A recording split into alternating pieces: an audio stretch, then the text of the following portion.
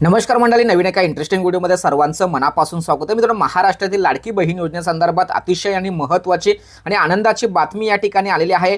आता लाडकी बहीण योजनेची ई-केवायसी करताना तुम्हाला जे काही एरर येत होते, OTP न येणं किंवा ट्रॅफिकचा प्रॉब्लेम किंवा तुमचं आधार कार्ड या योजनेसाठी ग्राह्य नाही किंवा यादीमधून तुम्हाला वगळण्यात आलेला आहे, असं जे एरर येत होते, असा जो मेसेज येत होता, त्यावरती आता राज्य सरकारने दखल घेऊन एक अतिशय महत्त्वाची बातमी, महत्त्वाची अपडेट या ठिकाणी दिलेली आहे आणि यामुळे सर्वच लाडक्या बहिणींना अतिशय चांगला फायदा होणार आहे। नेमकं काय बातमी आहे हे आपण या ठिकाणी सविस्तरपणे जाणून घेऊया। तर मित्रांनो, लाडकी बहीण योजनेचे सर्वे त्याचबरोबर महिला व बालविकास मंत्री आदितीताई तटकरे मॅडम यांनी त्यांच्या ट्विटर हँडलवरती एक महत्त्वाची अपडेट, महत्त्वाची सूचना महाराष्ट्रातील सर्व लाडक्या बहिणींना केलेली आहे।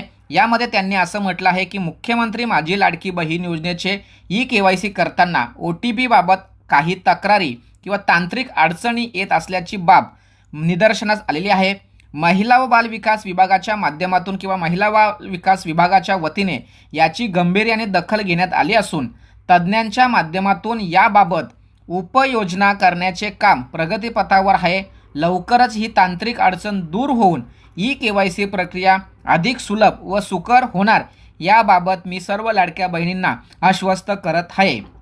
तर मित्रांनो, अशा पद्धतीने आदितीताई तटकरे मॅडम यांनी सोशल मीडियाच्या माध्यमातून महाराष्ट्रातील सर्व लाडक्या बहिणींना आधार देण्याचा, आश्वस्त करण्याचा एक महत्त्वाचा प्रयत्न केलेला आहे। लवकरच यावरती एक महत्त्वाचा उपाय शोधून लाडकी बहीण योजनेसंदर्भात जो OTPचा प्रॉब्लेम येतोय, केवायसी करताना ज्या तांत्रिक अडचणी येतात, त्यावरती लवकरच मार्ग काढून सर्व लाडक्या बहिणींना या ठिकाणी खुशखबर देण्याचं काम लाडक्या बहिणींचे सर्व विभाग प्रमुख महिला व बालविकास मंत्री आदितीताई तटकरे मॅडम यांनी या ठिकाणी सांगितलं आहे।